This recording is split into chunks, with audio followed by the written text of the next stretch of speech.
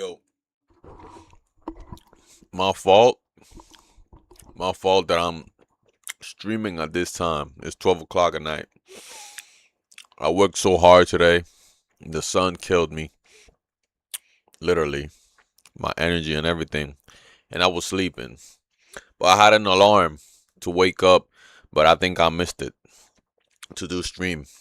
Um, mind my mustache being my mustache that disappeared. I was shaving and I had a sneeze, and when I sneezed, I chopped one off. You know, I couldn't even I couldn't let the other one be there, so I had to chop it off, shave it off. But yeah, so today we are reacting to what can you do without a brain. Yesterday, my stream was taken down from YouTube. It was shut off because apparently the person I was reacting to um have a copyright like a very like copyright strict, like whatever, whenever like you react to one of his videos and stuff like that, he will take you down and whatever. So we're not gonna react to that channel no more, and we're gonna react to other stuff. So yeah, let's see what can you do without a brain. Let's get it. Hey, Vsauce, Michael here, and subscribing to Vsauce is a no-brainer. Or is it?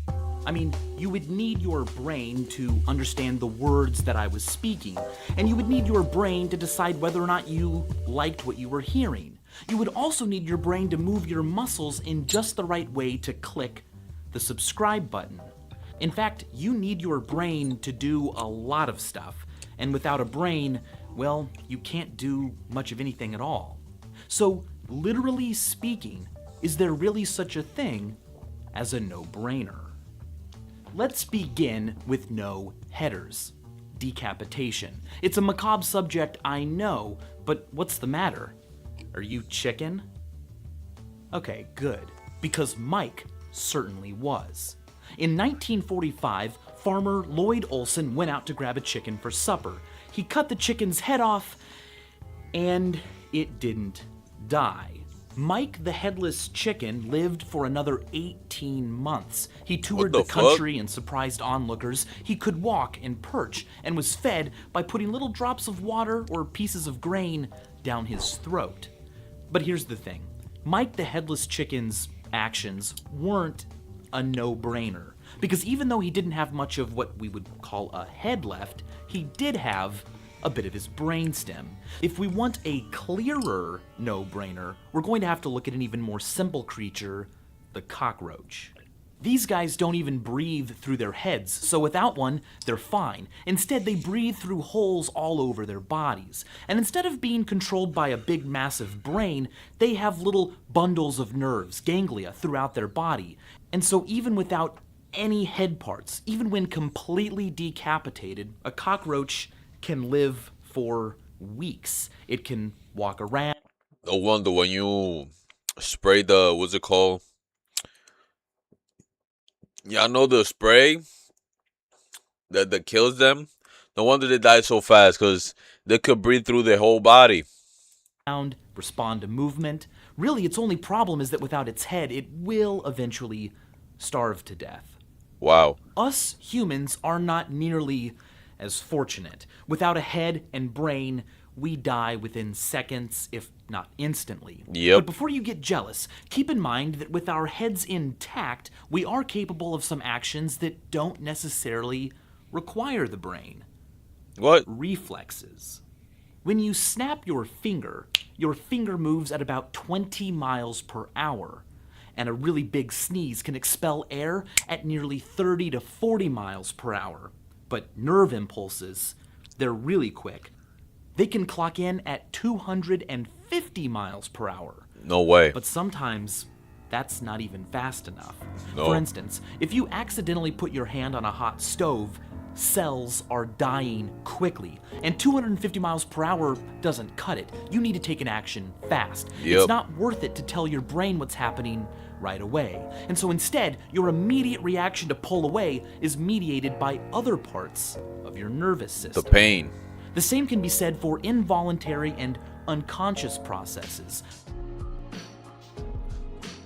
For instance, the cardiac muscle itself exciting, unlike a skeletal muscle which requires nervous system stimuli. So, Okay. in a way, these unconscious, involuntary, or reflexive behaviors could be considered no-brainers. Oh wow. But I'm not quite satisfied yet because they still require that your brain Needs to be there. Yeah, keeping yeah, you yeah, yeah. alive. So, Oh my what God. if you weren't alive? Well, in You would've your been dead, bro. dead, What? brainless body, your muscle cells still contain a little bit of energy in the form of ATP. What? Backyard ATP? Brains, right here on YouTube, demonstrates this with insect parts. This leg is no longer connected to a brain or a body. Is but that energy like a remains frog? in the I think it's the cells, it's and a so frog. researchers can detect electrical signals when the leg is touched or even simply breathed on. Oh no, that's a Whoa. cockroach. That popping sound you're hearing is the spontaneous discharge rate of the living neurons in a still living leg. The muscle cells of a human limb would respond in just the same way. But you don't need wires to observe behavior like this. Salt can also do the trick. The introduction of sodium ions can cause a process similar to an action potential in a living animal. Okay. Salt added to these fresh frog legs makes them dance. Though What the not for fuck? very long. The cells will eventually run out of energy or simply decay. But to be sure, there are many other brief candidates for no-brainers at the moment of death. For instance, muscles relaxing, causing a person to soil themselves. Technically a no-brainer, but it's a misconception that Why? a corpse continues to grow fingernails and hair. Instead, God. it's actually the skin itself shrinking as it dries, making hair and nails Yo, chat. Imagine, just imagine this shit right quick. Imagine the human body with you know like the example for the chicken that he cut the chicken's head. Imagine that for a human, bro. Still living, everything, whatever. Just like the chicken, and feed him through the water, through the stuff. Imagine that shit, bro. That would have been creepy. But thank God it wasn't like that. appear longer. But let's take a closer look at these skin cells, because we might be onto a quite satisfactory no-brainer. No brainer. Your skin cells live on the periphery of your body, and they don't require a constant stream of new nutrients from your blood. And so even though you are dead and your brain is no longer calling the shots, your skin cells can continue to live, gathering nutrients through osmosis and dividing for days. In fact, you can harvest skin cells from a corpse after 24 hours. What? On a related note, digestion. Sure, a Di- lot of the yeah, digestive digestion. process is completed by you being alive and having a nervous system that works. Yeah. But part of the work is done by bacteria that just happens to live inside your gut. And when you're dead or your brain is gone, they'll continue digesting. So, in a way, making poop, at least part of that process, Okay. is a no-brainer. But here's the Oh. thing. These bacteria that live inside you are foreign bacteria. Are they you? For that matter, what about the skin cells that can continue to live after you're dead? Are they you? Or are they merely cells that you have made a good The home cells. for? The cells. We're getting pretty philosophical here because we're basically asking if you are merely your brain and everything else that goes on when you no longer have one is just other stuff that you aren't doing. You Yeah. could argue that without a brain, your body no longer has your intentions. It no longer does things because you have decided to do them. In other words, a no-brainer may be impossible for you to do because it requires not using you. If you are merely what your brain does and not what your cells do off on their own when the brain's gone. Alright, hear me out. There's a lot of no-brainer in life, right? There's a lot of them. Bro, I look so weird without my mustache, bro. Oh my God. Anyways, there's a lot of no-brainers in real life, in a way that there's a lot of people that do stuff without using their brain, bro. Cause, alright, I'm gonna put this as an example. There's a guy, he's not well in his head. But look, we are in summer and we're supposed to be hydrated all the time. We gotta drink water because it's so hot. You gotta keep your body, with water and everything. Bam. This guy sits outside in the hot ass sun, do not have an umbrella or nothing. He just stays there in the sun all day from morning to the afternoon in that sun, so hot. Instead of selling water like the other people are doing outside, cold water, bro is selling literally eggs. Bro is literally selling flour, the flour you use to bake. Bro is literally selling butter. Butter, bro. Butter is gonna melt in this heat. And he is selling everything else except for the one thing that is cold water. Maybe he doesn't have the money. He doesn't have the money to buy the water, the case of water, right? But he could always start with little stuff, and with the little stuff, he could buy more stuff and bigger stuff, and that's how you make money, bro.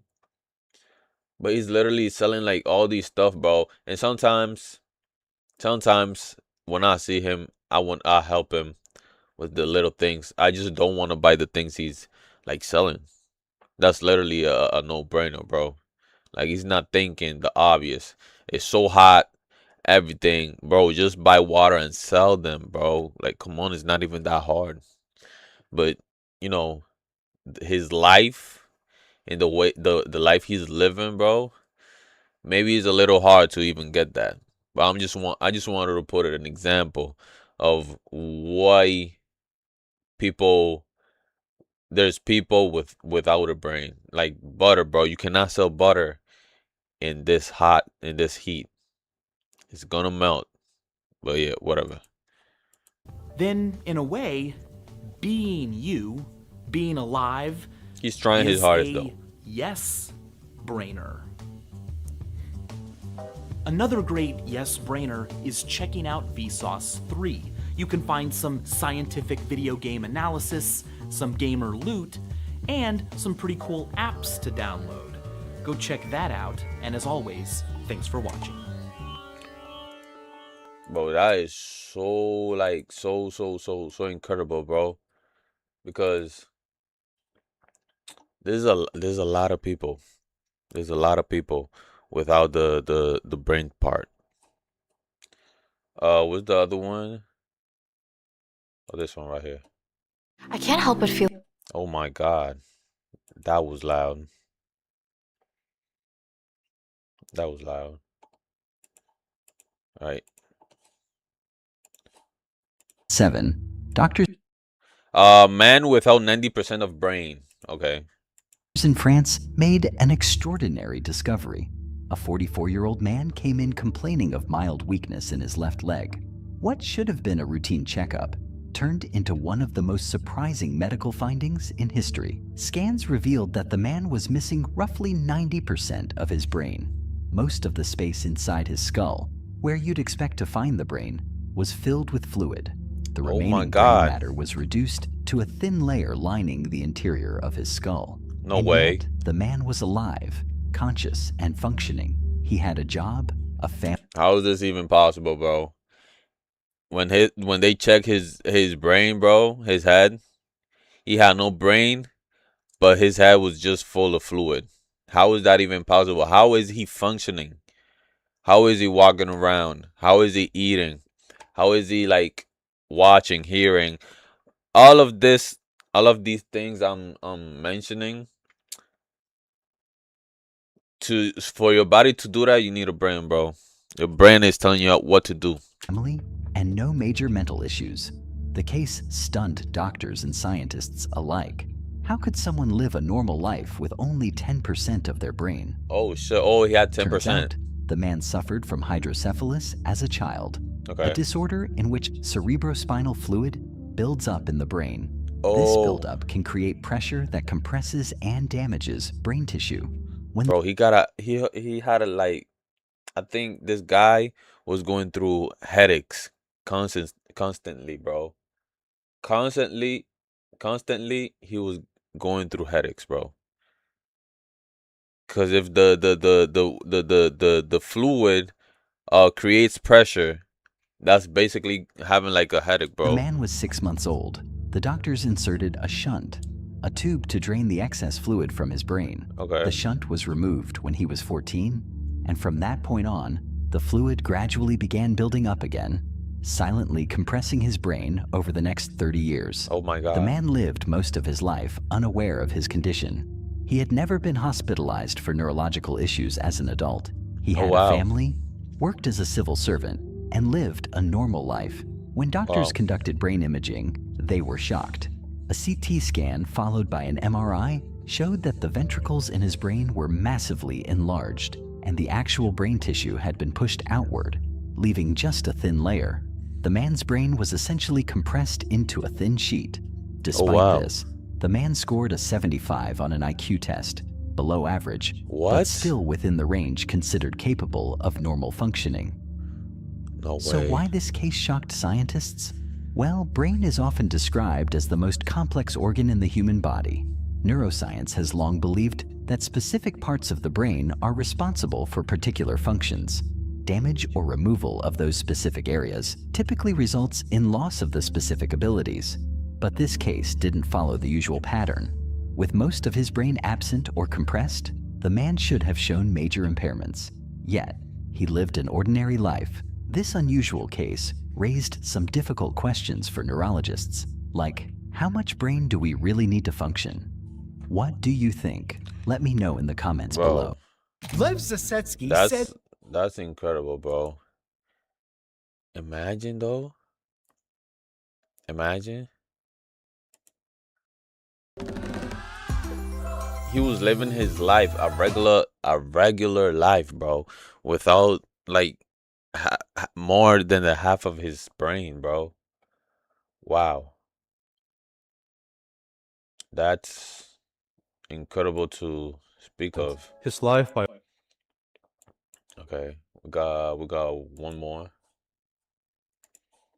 a man lived 44 years without Oh, this is the same case. This is the same case, but a little longer with more explanation. brain.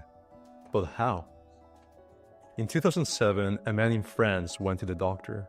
He was a husband, a father of two, and Oh, worked wow. as a civil servant. His life, by all accounts, was completely normal. He was just getting checked because of a mild weakness in his leg. As a precaution, doctors decided to perform a scan of his head, and what they found challenged everything the medical world knew about the brain.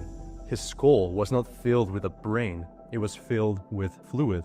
The organ that was supposed to house his thoughts, his memories, his entire identity, his consciousness, was, as a lead neurologist wrote, virtually absent. And yet, there he was, seeing, feeling, perceiving. He had no cognitive issues. His life was completely normal. I need a haircut. Tomorrow's gonna be the day for that. Oh, my forehead is huge, bro. Damn. Look at that. This case presents a Damn. question that strikes at the very core of our existence, that is, the nature of consciousness. People often believe that the brain creates consciousness, that the brain with its billions of neurons is the source of who we are. But how do you explain a man who has a mind but no brain? The conventional model of consciousness explains that everything can be reduced to material processes. For example, light bounced on an object, enters your eyes, and is converted into electrical signals. These signals travel to the brain, which transforms them into an image. It's conceptualized as a biological machine. But even within this model, there is a mystery so profound it has its own name, the so-called hard problem. This was coined in 1995 by philosopher David Chalmers. It asks a simple question that science has not been able to answer. How do raw electrical signals miraculously transform into a subjective experience? How does the firing of a neuron make me perceive the color blue or turn into a feeling of awe? A student with a proper For decades, thin brain. this hard problem was more of a philosophical exercise. Paper But thin. for neurologist John Lorber, it became a clinical reality.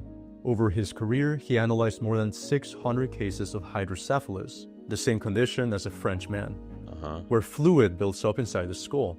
And what he found was staggering. These were not people with disabilities. They were in fact very normal people, living normal lives and often with above average intelligence. There was one special case, a university student, socially normal, with a first-class honors degree in mathematics. His IQ was 126, placing him in the top tier of the population. Now, the average brain mantle thickness is about 4.5 centimeters, and this math genius's brain was only 1 millimeter thick. That is 44 times smaller than what it's supposed to be. This discovery created a paradigm shift. It was published in the journal Science in 1980 under the provocative headline, "Is your brain really necessary?" Obviously, yeah, but I get what they're saying. Like, is your brain really necessary? Because these people has like lesser of it, and are typically like more smarter than the average. So they just like, is the brain even necessary? But shit, it is.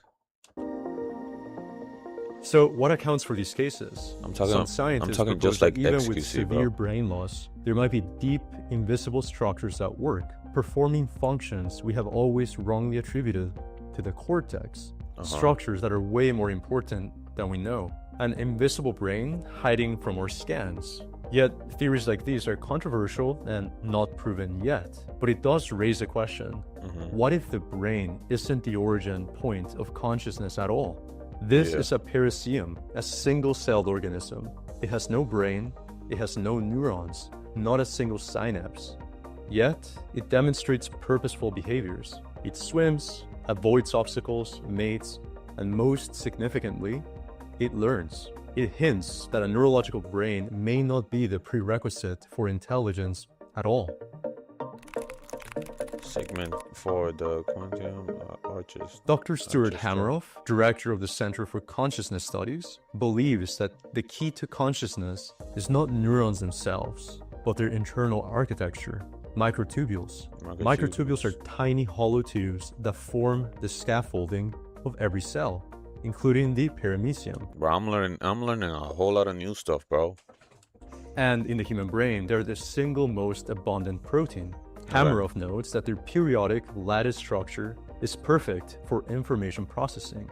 He, along with Nobel laureate physicist Roger Penrose, proposed a somewhat radical and controversial theory known as orchestrated objective reduction. They posit that these microtubules are not just cell scaffolding, they are more like quantum devices. Their theory suggests that microtubules act as antennas. They are bridges receiving information from a more fundamental level of reality, the quantum world, and transducing it into what we experience as consciousness. Under this theory, the brain is not a computer of simple neurons.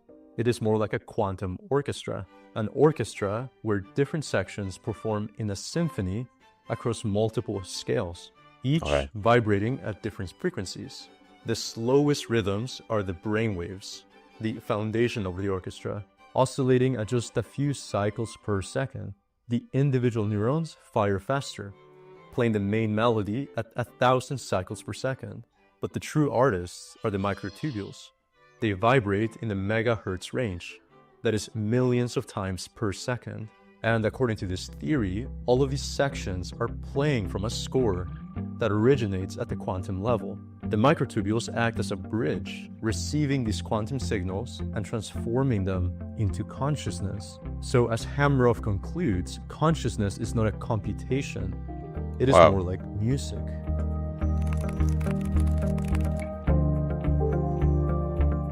Now, this is not the only alternative theory of consciousness. There are over 325 theories trying to explain it. Yet, if consciousness is quantum, it changes everything we thought we knew. Because if the 3 pounds of tissue in your skull is not the source of your identity, but merely the instrument, if your mind is not a computation, but more like a symphony, then it forces us to confront the most profound question of all. If the music doesn't stop when the instrument breaks, if consciousness doesn't die with the brain, then where does it go? Now, make sure to subscribe to watch. I got it. Man, it's like incredible, bro. It's incredible. Wow. Bro, these 2 cases, or is it just one? I think it was one with the guy. Like, he literally had like half of his brain, bro. It was like half of his brain game. And his life was great. His life was just regular, you feel me? It was regular. So, and the other case where he said like the other dude, the other person, brain was smaller than the average, but his IQ was like 120 something. And they was asking like, oh, is it even necessary, the brain? Because these people, like, the average brain doesn't have like that type of high IQ, but the one with the lesser brain, how you could say, was having higher IQ, and like the processing in their head and everything was like more than the average one. So I don't know what they coming from, saying if the brain is even necessary, but shit, man, it is. It is just like the people who come with who was born with these type of illness or this type of problems. They just have a better a chance at life, and their way of thinking and the way of their head processing and everything is way different than the regular. So, well, they have the chance to be better at. They're gonna become better at it. So yeah, this was what's it called? What is that? YouTube is showing like something in my screen right now. I don't know what is that. But yeah, chat. Why am I saying chat? There's nobody here. But yeah, thank you for being here. For the people who's been here and everything. My fault that I'm streaming at this time. The thing is, my work today requires me to work on the roof with the AC and stuff like that. For other people, it could be cold. And bro, the sun today, bro, the sun was so hot, bro. Obviously, it's so hot, but I mean the day was so hot. What am I talking about, bro? The day was so hot, gang. The day was so hot, bro. Today was so hot, bro. And when they paint like their roof, like white, for some reason it's hotter than the regular roof color. It's like harder, and it reflects to your eyes and stuff like that, making your eyes hurt and making you have headaches and stuff like that. Today I was going through it, gang. But yeah, I was tired. I had an alarm to wake me up so I could do stream early, but I think I was too tired that I passed my alarm, and I couldn't wake up at the time that the alarm went off.